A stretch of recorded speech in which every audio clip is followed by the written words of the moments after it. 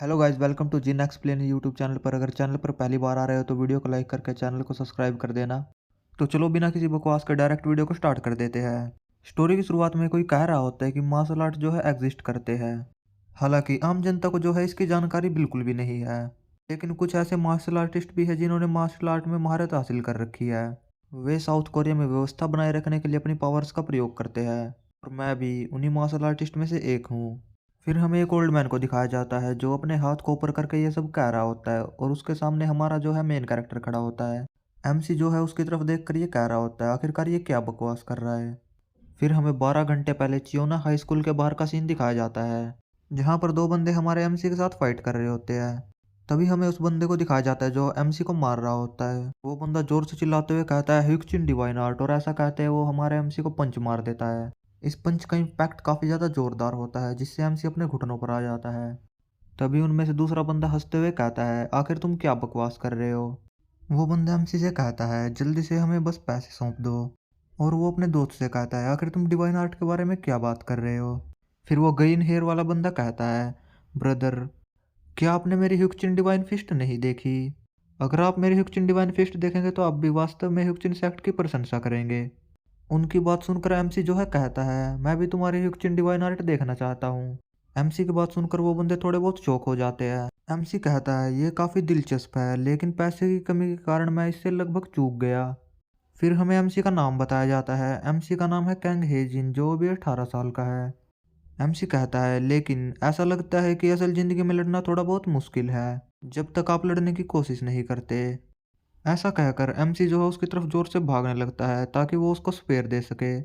लेकिन वो बंदा एमसी से काफ़ी ज़्यादा तेज होता है। वो एमसी के मुंह पे एक पंच मार देता है और कहता है आखिरकार ये क्या बकवास है।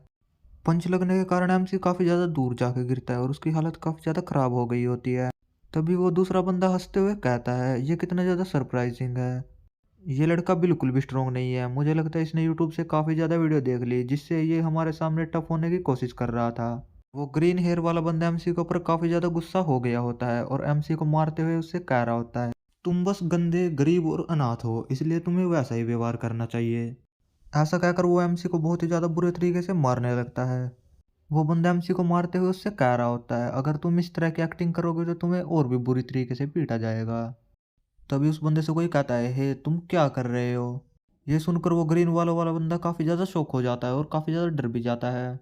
फिर हमें एक लड़की को दिखाया जाता है जो उनसे कहती है आखिरकार तुमने रास्ता क्यों रोक के रखा है। फिर हमें इस लड़की का नाम दिखाया जाता है जिसका नाम वू खान होता है। फिर उस बंदे का दूसरा साथी कहता है क्या ये कुतिया पागल है, अगर तुम मार खाना नहीं चाहती तो दूसरा रास्ता ढूंढ लो। और ग्रीन वालों वाला बंदा उसको देख के काफ़ी ज़्यादा डरा हुआ होता है और वो अपने दोस्त को रोक रहा होता है और उससे कहता है रुको ब्रदर, इसका नाम हान है। तभी उन लोगों से कोई कहता है हे आखिरकार तुम हान से क्या कह रहे हो।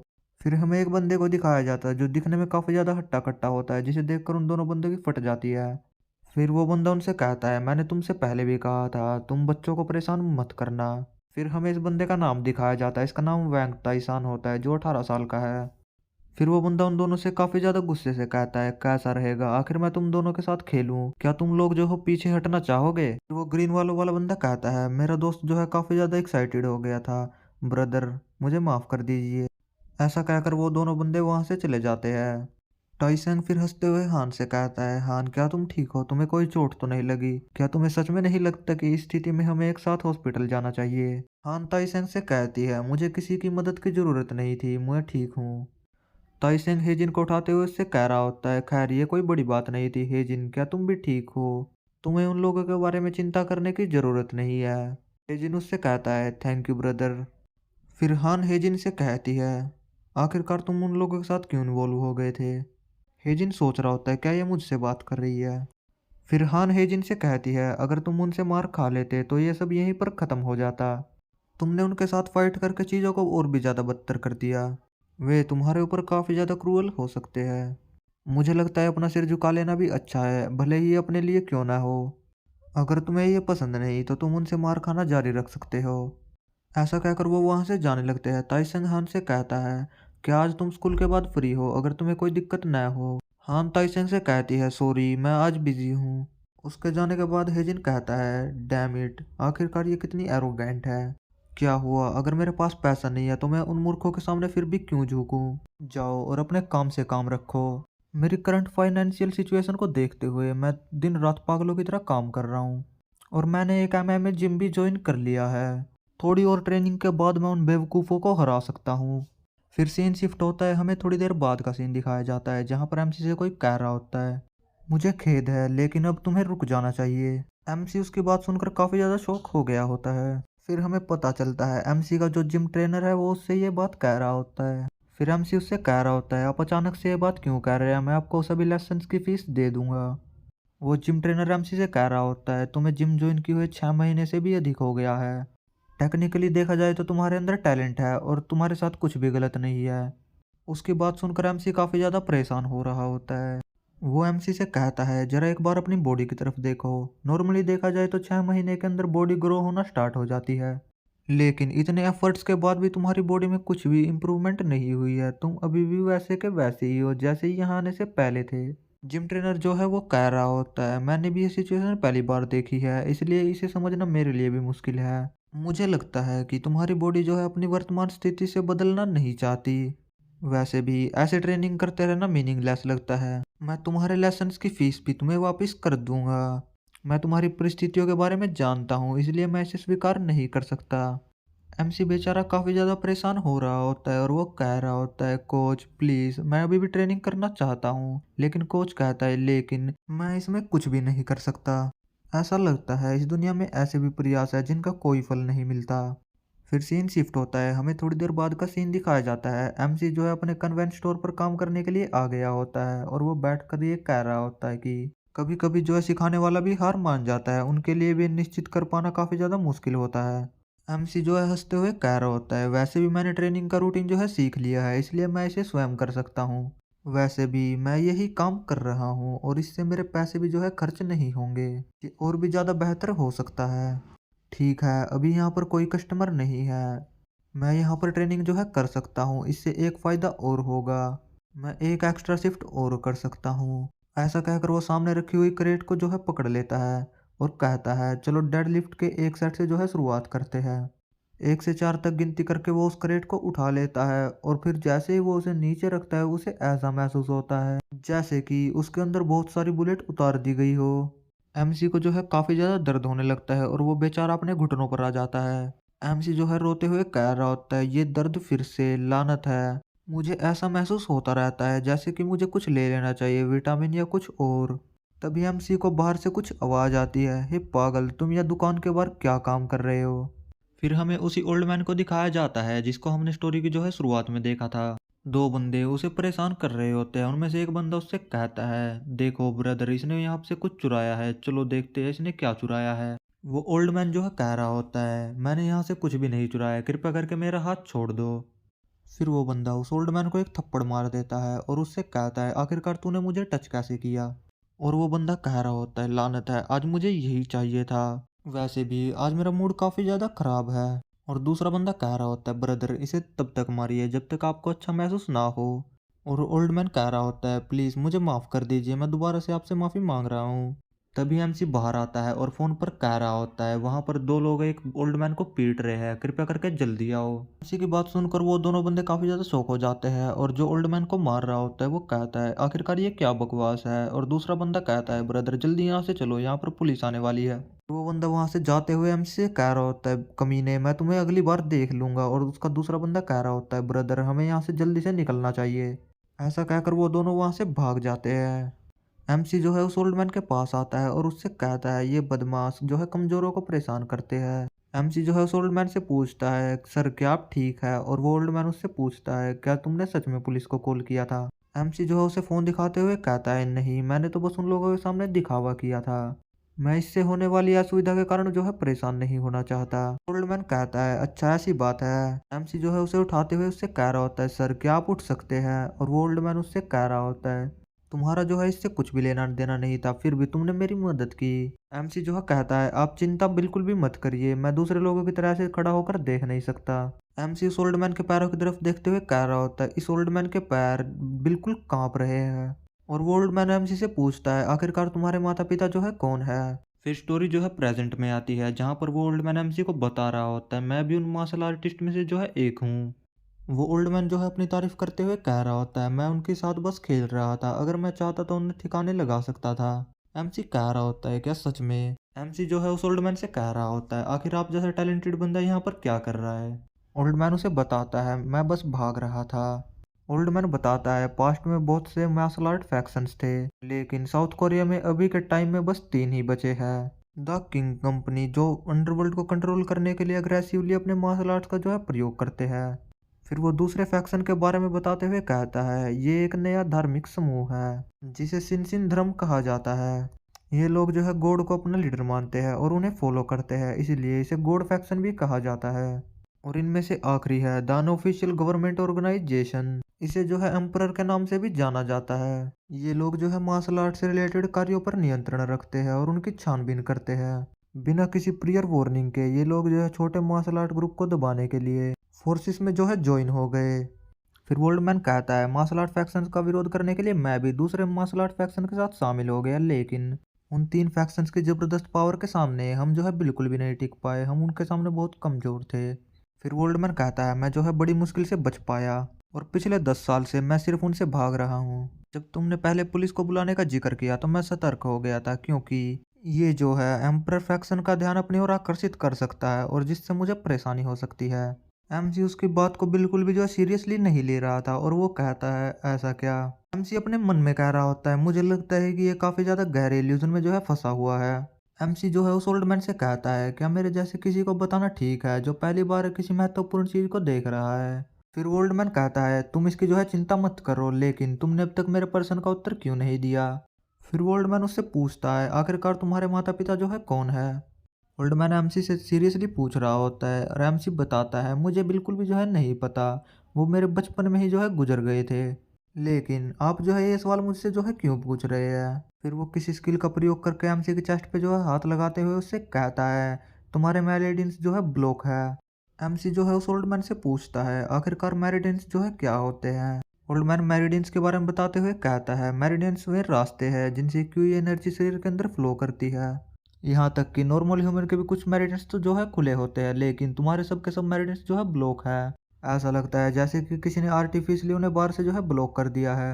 एमसी उससे कहता है नहीं आप पहले से कुछ अजीब बातें कर रहे हैं। वो बंदा कहता है कम से कम 6 महीने।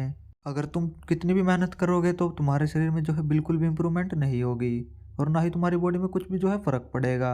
ओल्ड मैन की बात सुनकर एमसी जो है काफी ज्यादा शॉक हो जाता है। फिर ओल्ड मैन उससे कहता है आमतौर पर जब क्यू एनर्जी फ्लो करती है तो ह्यूमन की बॉडी जो है विकसित होनी चाहिए, लेकिन तुम्हारे जो है मैरिडियंस ब्लॉक होने की वजह से तुम्हारी बॉडी जो है बिल्कुल भी विकसित नहीं हो सकती। बस तुम केवल जो है अपनी बॉडी पर तनाव डाल रहे हो। ऐसा लगता है जैसे कि तुम्हारी बॉडी पर जो है मार पड़ रही है। इस समय थोड़ी सी भी ट्रेनिंग तुम्हारे शरीर के लिए गंभीर दर्द का जो है कारण बन सकती है। अगर तुम इसी तरीके से अपने शरीर पर तनाव डालते रहे तो क्यू एनर्जी विपरीत डायरेक्शन में फ्लो होने लग जाएगी, जिसके कारण तुम्हारी जो है मौत भी हो सकती है। मैं मोटे तौर पर अनुमान लगा सकता हूँ तुम्हारी परिस्थितियाँ क्या है, लेकिन क्या ये तुम्हारी लाइफ से ज़्यादा इम्पोर्टेंट है? हार मान लो और कोई दूसरा रास्ता ढूंढो। इस दुनिया में ऐसे भी प्रयास है जिन्हें ना किया जाए तो ही बेहतर है। एमसी जो है उससे कहता है मैं आज बहुत से लोगों से इसी तरह के शब्द सुन रहा हूँ। मुझे पता है मैं फाइटिंग में जो है बिल्कुल भी टैलेंटेड नहीं हूँ, लेकिन इस तरह जारी रखने से अच्छा सिर झुका लेना बहुत ज़्यादा आसान होता है। लेकिन मुझे कभी प्रॉपर फैमिली एजुकेशन नहीं मिली, इसलिए मैंने कभी भी जो है हार मानना बिल्कुल भी नहीं सीखा। मैं स्ट्रॉन्ग बनने और उन लोगों को क्रश करने के लिए डिटरमाइंड हूँ। यह निर्णय है जो मैंने लिया है, इसलिए किसी को भी मुझे रोकने का अधिकार बिल्कुल भी नहीं है। अब चाहे कुछ भी हो मैं ये जरूर करूँगा, या तो तुम मेरी मदद करो या फिर तुम मुझे अनदेखा कर सकते हो। फिर वो ओल्ड मैन हेजिन के हाथों की तरफ देखने लग जाता है। हेजिन के हाथ काफ़ी ज़्यादा डैमेज हो गए होते हैं। एमसी जो है अपने मन में सोचता है मैं ये क्या कर रहा हूँ, मैं एक होमलेस पर्सन से इस तरह से बहस कर रहा हूँ। फिर वो ओल्ड मैन एमसी का हाथ पकड़ लेता है और वो ओल्ड पर्सन कहता है ठीक है अब मेरे पास कोई और रास्ता नहीं है। और एमसी कह रहा होता है आखिरकार आप ये क्या कर रहे हो? फिर वो ओल्ड मैन एक इविल सलूक देते हुए एमसी से कहता है मैंने ये काउंटलेस टाइम देखा है। तुम जैसे लोग जो अपने आप को आगे बढ़ाते हैं जब तक उनका शरीर जो है नष्ट न हो जाए, वे अपने आप को आगे धकेलते ही रहते हैं। मुझे ऐसा लगता है अगर मैंने तुम्हें अकेला छोड़ दिया तो तुम अपने आप को मृत्यु की ओर धकेलते रहोगे, इसलिए मैं तुम्हारे मेरिडियंस को जो है ओपन करूंगा। एमसी जो है कह रहा होता है नहीं तुम ये नहीं कर सकते, और वो ओल्ड मैन कह रहा होता है अब हिलना बंद भी करो। थोड़ी देर बाद ओल्ड मैन कहता है ठीक है अब ये हो गया। ओल्ड मैन वहां से जाते हुए कह रहा होता है वैसे भी मुझे अपनी क्यू एनर्जी का यूज किए हुए काफी ज्यादा समय हो गया, वैसे भी अब से तुम्हें बेहतर हो जाना चाहिए। ऐसा कहकर वो वहां से चला जाता है। ओल्ड मैन के बाहर जाने के बाद एमसी जो है सोच रहा होता है आखिर मेरे साथ जो है क्या हुआ। ओल्ड मैन बाहर खड़े हुए कह रहा होता है थैंक यू हेजिन, तुम बहुत कुछ झेल चुके हो। फिर हमें थोड़ी देर बाद का सीन दिखाया जाता है। हेजिन जो है काम से अपने घर जा रहा होता है। हेजिन चलते हुए अपने मन में सोच रहा होता है यार इस दुनिया में बहुत से पागल लोग हैं। क्यू एनर्जी मेरिडियंस और मार्शल आर्ट जैसा कुछ भी नहीं होता, ये सिर्फ मांगा में होता है, क्या बकवास है। हेजिन जो है ये सब सोच ही रहा होता है तभी कोई उसके कंधे पर हाथ रखता है और उससे कहता है रुको बच्चे ये सब जल्दी खत्म हो जाएगा, हम तुम्हें जल्दी घर जाने देंगे। फिर हमें पता चलता है ये वही लोग हैं जिनको एमसी ने वहां से भगा दिया था स्टोर के बाहर से जब वो ओल्ड मैन को परेशान कर रहे थे। तभी वो व्हाइट शर्ट वाला बंदा एमसी से कहता है बच्चे मैंने तुमसे कहा था ना हम फिर मिलेंगे है ना।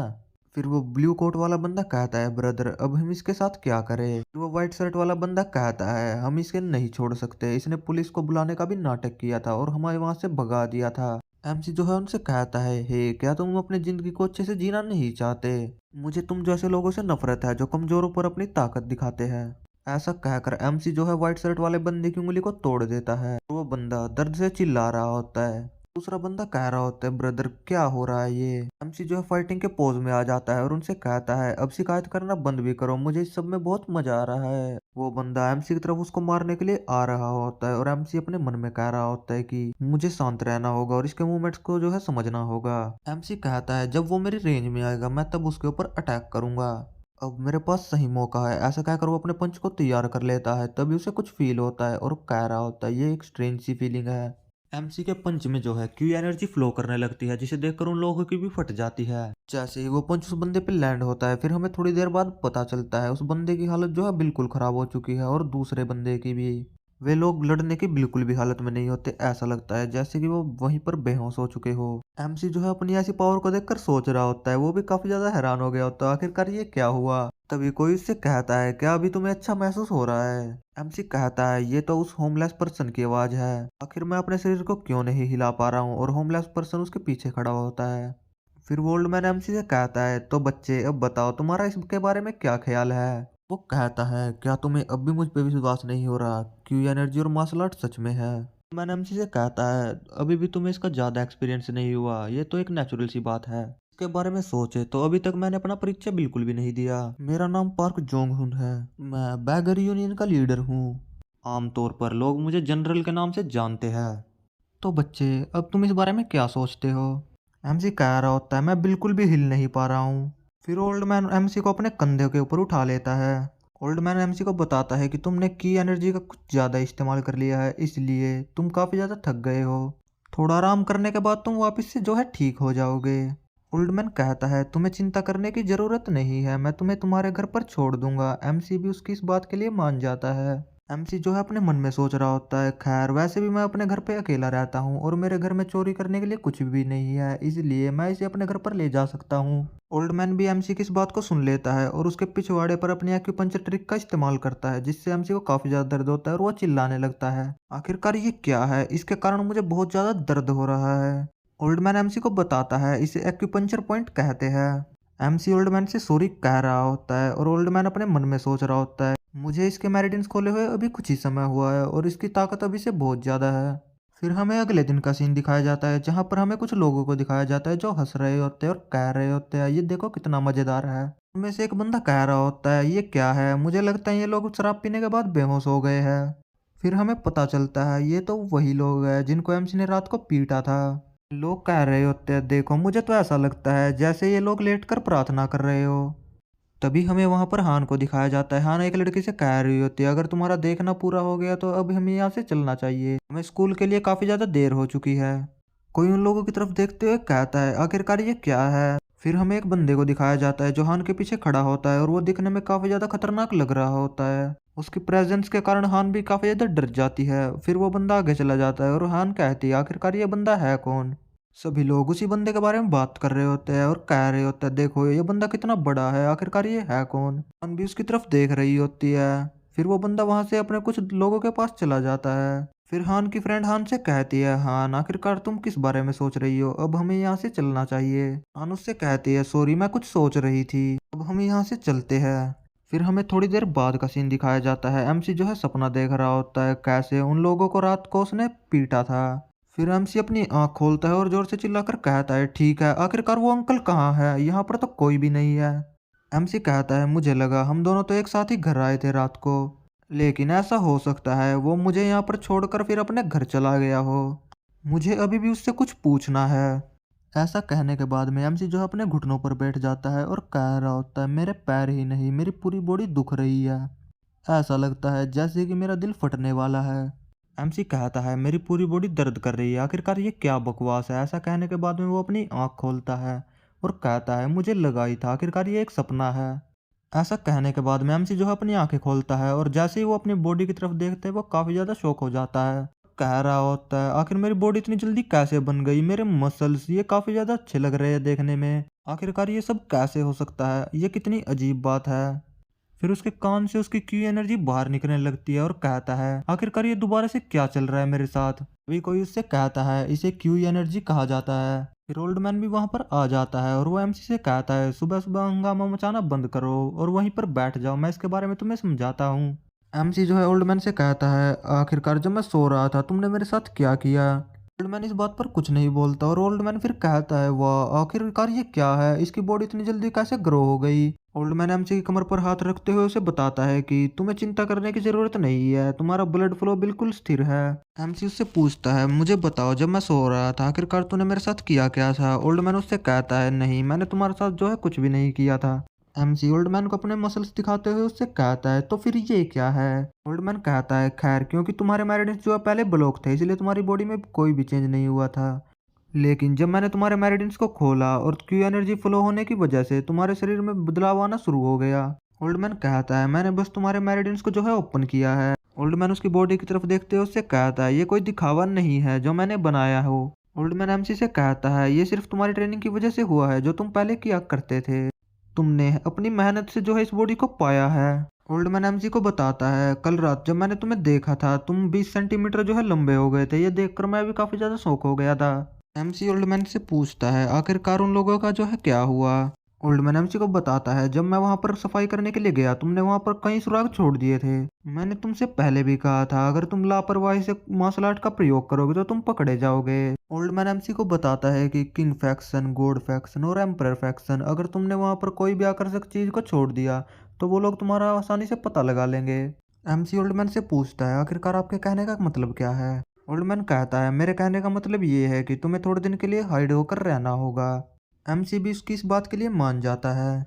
ओल्ड मैन एमसी को बताता है, क्योंकि तुम अपनी क्यू एनर्जी को जो है कंट्रोल नहीं कर सकते इसलिए तुम हर जगह पर ट्रेसेस जो है छोड़ दोगे, जिसके कारण वो आसानी से तुम्हारा पता लगा सकते हैं। एमसी ओल्ड मैन से कहता है, बस इतनी सी बात, इसके लिए तो मैं अपने कानों में ईयरफोन लगा सकता हूँ। ऐसा कहने के बाद एमसी अपने कानों पर हाथ रख लेता है जिस वजह से क्यू एनर्जी जो होती है वो उसके नाक से बाहर आने लगती है। एमसी कहता है, यहाँ तक कि मैं अपनी नाक को भी ढक लूंगा आखिरकार, और ये कहाँ से आ रही है, जल्दी से मुझे बताओ। ओल्ड मैन एमसी को बताता है कि तुम्हें चिंता करने की बिल्कुल भी जरूरत नहीं है, मैं तुम्हें इसे कंट्रोल करना सिखा दूंगा। फिर ओल्ड मैन कहता है, जनरल मैं ये स्वयं करूंगा। फिर एमसी ओल्ड मैन से पूछता है, आखिरकार ये जनरल कौन है। फिर हमें 60 साल पहले 1962 सियोल का सीन दिखाया जाता है जहाँ पर कोई कहता है, क्या तुमने सब लोगों को इकट्ठा कर लिया। तभी कोई बंदा कहता है, यस लीडर। फिर हमें बैगर यूनियन के लीडर को दिखाया जाता है जिसका नाम किम जू बोंग होता है। जो बैगर यूनियन का लीडर होता है वो कहता है, मैं इस दुनिया में बहुत सी चीज़ों का एक्सपीरियंस कर चुका हूँ जिसमें से बहुत सी चीज़ें अभी भी विकसित हो रही है। लीडर किम जो है वो कह रहे होते हैं, बैगर यूनियन को भी नई संस्कृति को अपनाने और पुनर्जन्म लेने की ज़रूरत है, ऐसी कई चीज़ों को बदलने की ज़रूरत है, लेकिन अभी के लिए।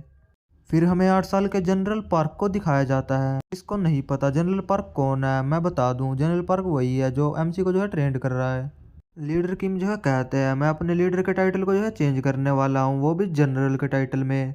लीडर की बात सुनकर सभी लोग जो है खुश हो जाते हैं और कह रहे होते हैं, सुनने में तो ये काफ़ी ज़्यादा बढ़िया लग रहा है, आखिरकार आप ऐसा क्यों कर रहे हैं लीडर। लीडर कहता है, इसके पीछे एक गहरा अर्थ है, अब ये लीडर नहीं रहा, अब ये जनरल है। इसकी बात सुनकर सभी लोग कहते हैं, यस जनरल। फिर सीन शिफ्ट होता है, हमें होसन क्लैन के लीडर को दिखाया जाता है जो कहता है, क्या जनरल।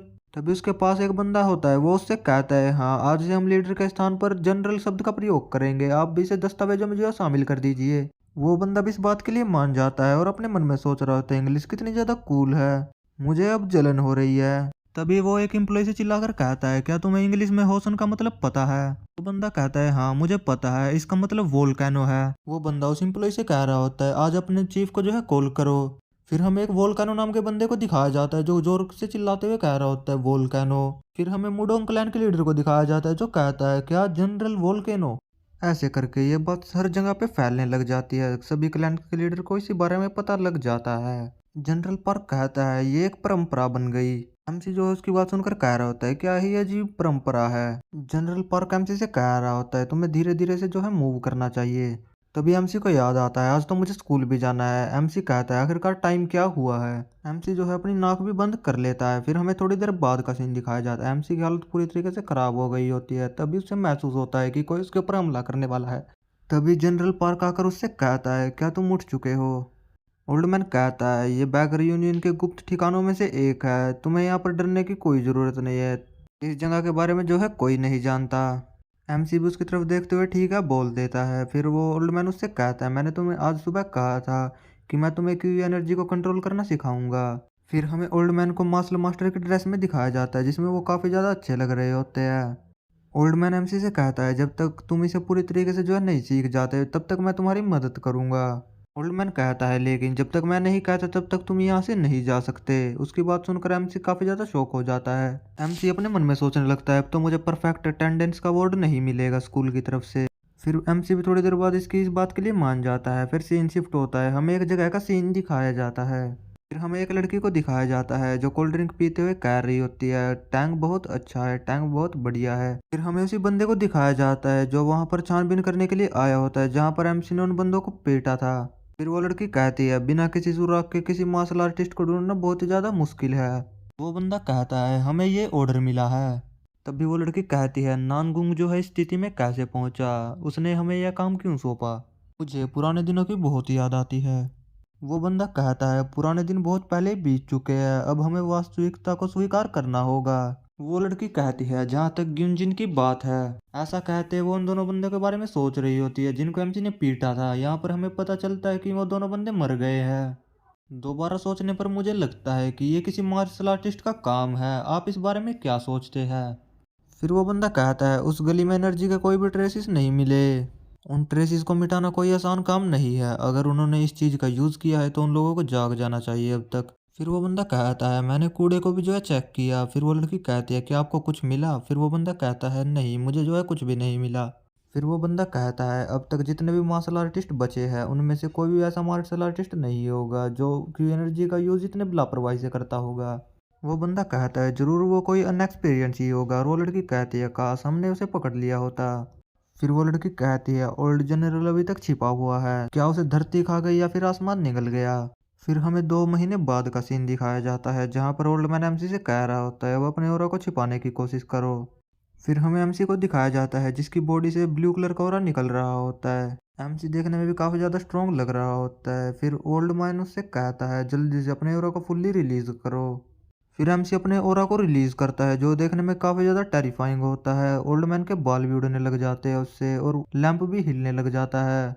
एमसी की बॉडी से काफी ज्यादा पसीना निकल रहा होता है। तभी ओल्ड मैन उससे कहता है मैं स्वीकार करता हूँ कि मैं तुम्हें की एनर्जी को कंट्रोल करने के अलावा और कुछ नहीं सिखा सकता। एमसी ओल्ड मैन से कहता है तो क्या अब मैं यहाँ से जा सकता हूँ? ओल्ड मैन कहता है नहीं तुम यहाँ से नहीं जा सकते। एमसी कहता है ये तो सच में पागलपन है, तुम ये क्या बकवास कर रहे हो, तुमने मुझे पिछले 1 महीने से सीवर के अंदर रखा हुआ है। तभी ओल्ड मैन उसके घुटने पर अपने हाथ से जो है स्ट्राइक करता है और उससे कहता है तुमने ये फिर से गलत किया, आप मुझसे काफ़ी ज़्यादा अजीब काम करवाते हैं, मुझे चूहे और कॉकरोच खाने पड़ते हैं और आप मेरी फिजिकल ट्रेनिंग भी करवाते हैं। एमसी अपना वर्कआउट करने लग जाता है और ओल्ड मैन से कह रहा होता है तुम्हारी वजह से मेरी पार्ट टाइम जॉब जो है चली जाएगी। ये केवल 1 सप्ताह लंबी बीमारी की छुट्टी थी और इसके लिए 2 महीने तो बहुत ही ज़्यादा है। एमजी अपने सर को पकड़े कह रहा होता है मैं बर्बाद हो गया, मैं बर्बाद हो गया। ओल्ड मैन उसके पास आकर उसके कंधे को दबाते हुए उससे कहता है आखिरकार तुम अपने मास्टर से इतने एरोगेंटली बात कैसे कर रहे हो। एमजी जो है ओल्ड मास्टर से चिल्लाते हुए कह रहा होता है इस जगह से मेरा खून निकलना शुरू हो जाएगा, आप जोर से मत दबाइए। ओल्ड मास्टर उससे कहते हैं जब तक वैसे जोर से दबाएंगे तो बस तुम्हें दर्द ही होगा। ओल्ड मास्टर एमसी से कहते हैं क्यों एनर्जी को कंट्रोल करने में तुम्हें 1 साल का समय भी लग सकता है, अगर तुम्हारे अंदर टैलेंट की कमी है तो तुम्हें 5 साल से भी अधिक समय लग सकता है। ये मार्शल आर्ट की बेसिक बात है, इसका मतलब ये नहीं कि ये आसान होगा। एमसी जो है टैप टैप कर रहा होता है और मास्टर से कह रहा होता है मास्टर मुझे छोड़ दीजिए, मास्टर फिर उसे थोड़ी देर बाद छोड़ देते हैं। एमसी कह रहा होता है किसी भी स्थिति में अब तो मैं स्कूल जाकर रहूंगा, अगर मैं स्कूल नहीं गया तो मेरे लिए जोखिम भरा हो सकता है। मास्टर एमसी से कहते हैं क्या तुम इतने दिन से स्कूल नहीं गए इसलिए तुम स्कूल जाना चाहते हो या फिर इसके पीछे कोई दूसरा कारण है। एमसी कहता है ऐसा कुछ भी नहीं, अब मुझे बस स्कूल जाना है। तभी अचानक से मास्टर उसके पीछे आ जाते हैं और इविल से लुक दे रहे होते हैं और फिर उसे कंधे से पकड़ लेते हैं और दबाने लग जाते हैं वहीं से। मास्टर एमसी को जो है गर्दन से पकड़ लेते हैं और उससे कह रहे होते हैं मुझसे झूठ मत बोलो। एमसी चिल्लाते हुए कह रहा होता है मैं झूठ नहीं बोल रहा, मुझे बस छुट्टी चाहिए। मास्टर एमसी से कहते हैं ठीक है मैं तुम्हें नहीं रोकूंगा, वैसे भी मुझे नहीं लगता कि तुम मेरी बात जो है सुनोगे। मास्टर एमसी से कहते हैं भूलना मत, एमसी कहता है ठीक है मुझे पता है मैं अपनी स्किल का यूज नहीं करूंगा। फिर एमसी अपने ऑरा को रिलीज करते हुए कहता है उन लोगों को हराने के लिए मुझे अपनी स्किल्स का यूज करने की जरूरत नहीं है। फिर सीन शिफ्ट होता है, हमें चियोन हाई स्कूल के बाहर का सीन दिखाया जाता है। फिर हमें एक जगह का सीन दिखाया जाता है जहाँ पर वही दो लड़के जिन्होंने एमसी को पहले बुली किया था वो एक लड़के को मार रहे होते हैं। वो ग्रीन हेयर वाला बंदा एक लड़के को पंच मारते हुए हिक्चोन क्लैन चिल्ला रहा होता है। उसके पीछे वही लड़का खड़ा होता है और वो कहता है क्या तुमने अभी उसे नहीं छोड़ा है, तुम उसे कब छोड़ रहे हो। वो ग्रीन हेयर वाला बंदा उस लड़के से कहता है जिसको उसने अभी मारा था क्या तुम मुझे कुकीज नहीं दोगे, और उसे गाली भी देता है। वे उस लड़के से उसका पर्स भी छीन लेते हैं और कह रहे होते हैं ब्रदर इसको हराने में मुझे काफी ज्यादा मजा आया। ग्रीन हेयर वाले बंदे से वो लड़का कहता है क्या तुम बीमार हो ब्रदर। ग्रीन हेयर उस लड़के से कहता है तुम डर गए थे और उन्होंने तुमसे 10 लाख वोन का चार्ज भी किया था। तभी कोई उनसे आके कहता है गाइस तुम लोग किस बारे में बात कर रहे हो। फिर हमें पता चलता है एमसी जो है वहां पर आ गया है और उन लड़कों से कहता है तुम 2 महीने बाद भी यही काम कर रहे हो। ग्रीन हेयर एमसी से कहता है कैंग हेजिन तुम तो थोड़े लंबे हो गए हो। फिर ग्रीन हेयर वाले बंदे के साथ में जो छपरी होता है वो एमसी से कहता है क्या तुम कोई टाइगर हो जो तुम्हें पता चल गया कि हम लोग यहाँ पर क्या कर रहे हैं। फिर ग्रीन हेयर एमसी से कहता है वैसे भी तुम्हारा यहाँ पर स्वागत है, मैं तुम्हारे ऊपर हिक्चिन डिवाइन आर्ट का जो है प्रयोग करने वाला हूँ। उस बंदे के इतना कहते ही एमसी उसके फेस पे काफी तगड़ा पंच जड़ देता है। एमसी के एक ही पंच में उस बंदे की हालत जो है खराब हो जाती है और वो जमीन पर गिर जाता है, जो देखकर उस छपरी की भी फटके 40 हो गई होती है। फिर एमसी उसके पास आता है और उससे कहता है कि क्या ह्यूक्चन क्लैन की डिवाइन आर्ट इस तरीके से यूज की जाती है, लेकिन वेबटून तो सिर्फ वेबटून है। एमसी उस बंदे से कहता है वैसे भी जब हम इसे रियल लाइफ में आजमाते हैं तो ऐसा लगता है जैसे कि इसमें बहुत सी अनावश्यक हलचल है। एमसी उस बंदे से कहता है जब मैंने इसका इस्तेमाल किया तो मुझे भी ऐसा महसूस हुआ था। एमसी की बात सुनकर उस बंदे की फट रही होती है और एमसी उससे कहता है तुम्हें क्या हुआ। उस बंदे को एमसी जो है मॉन्स्टर लग रहा होता है और वो बंदा कह रहा होता है क्या ये बंदा सच में कैंग हेजिन ही है। एमसी फिर उस बंदे से कहता है मेरे अंदर का मॉन्स्टर जो है बाहर आ रहा है। ऐसा कहने के बाद एमजी अपने दोनों पंच को तैयार कर लेता है उस बंदे को मारने के लिए। वो बंदा डरते हुए कह रहा होता है हे रुक जाओ तुम। एमसी उस बंदे की बात नहीं सुनता और उसके पेट में एक पंच जड़ देता है जिससे उसके गोटे जो है मुंह में आ जाते हैं। एमसी उसको ढेर करने के बाद उससे कहता है जितना मैंने सोचा था ये तो उससे काफी ज्यादा आसान था। फिर एमसी उसका पर्स उठाने लग जाता है और कह रहा होता है खैर ये वही लोग थे जो अपने से कमजोरों को तंग किया करते थे। फिर एमसी उसके पर्स को उसकी तरफ फेंक देता है और उससे कहता है यहाँ पर जो कुछ भी हुआ इसके बारे में जो है किसी को भी मत बताना। फिर वो बंदा भी वहां से एमसी को थैंक यू कहते हुए चला जाता है। फिर हेजिन सोच रहा होता है मैंने इन कमीनों को तो सबक सिखा दिया, अब मैं क्या करूं। एमसी उन बंदों की तरफ देखते हुए सोच रहा होता है क्या मैंने इतने बुरे तरीके से इन लोगों को पीटा। फिर वो सोच रहा होता है क्या मुझे इन लोगों को कैसे ही छोड़कर यहाँ से चले जाना चाहिए, लेकिन फिलहाल के लिए मुझे इन लोगों को कहीं पर छुपाने की जरूरत है। तभी उससे कोई कहता है आखिरकार ये यहाँ पर क्या चल रहा है। इस आवाज को सुनकर एमसी के पसीने छूटने लगते हैं। जैसे ही वो पीछे की तरफ देखता है वहां पर वूहान खड़ी होती है। हान एमसी से कहती है अगर मैं सही हूँ तो तुम्हारा नाम कैंग हेजिन है, आखिरकार यहाँ पर चल क्या रहा था। फिर यहाँ से सीन शिफ्ट होता है, हमें एमसी के अपार्टमेंट का सीन दिखाया जाता है जहाँ छत पे खड़े होकर मास्टर स्ट्रेचिंग कर रहे होते हैं।